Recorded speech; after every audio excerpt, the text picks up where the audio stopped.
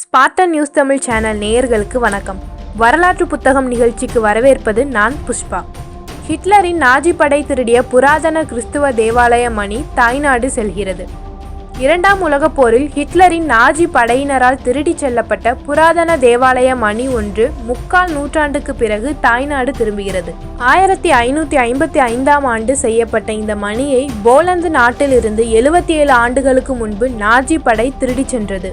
தெற்கு போலந்தின் ஸ்லாவைசி என்ற இடத்தில் உள்ள தேவாலயத்தினர் இந்த மணியை 2 ஆண்டுகளாக தேடி வந்தனர். அவர்களுக்கு இந்த மணி கிடைத்திருப்பது அதிர்ஷ்டம்தான்.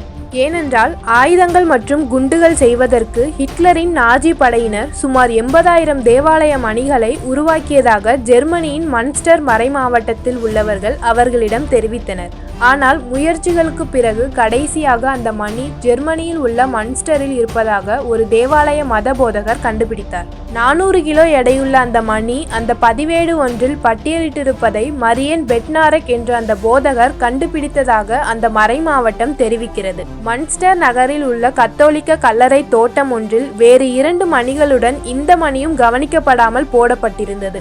போருக்கு பிறகு உலோகத்துக்காக உருக்கப்படாத பல மணிகள் திருப்பி அனுப்பப்பட்டன.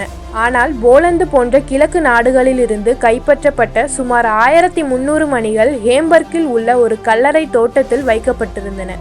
அவற்றின் படங்கள் நூரம்பெர்க் என்ற இடத்தில் உள்ள ஆவண காப்பகத்தில் வைக்கப்பட்டிருந்தன.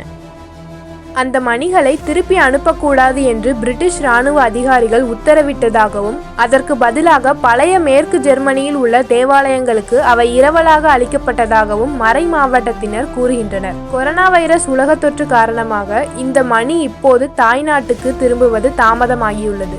ஆனால் இந்த மணி கடைசியாக தூய கேத்ரின் தேவாலயத்துக்கு திரும்பினாலும் அது சொந்த தேவாலயத்திலேயே இரவலாகத்தான் இருக்கும். அது நிரந்தர இரவல் என்று அழைக்கப்படும்.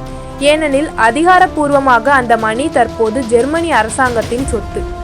77 ஆண்டுகள் காத்திருந்த பிறகு 1 மாதம் போல காத்திருப்பது ஒரு பிரச்சனை இல்லை என்று மன்ஸ்டர் தேவாலயத்திடம் தெரிவித்துள்ளார் ஹன்ஸ் மானக் என்பவர்.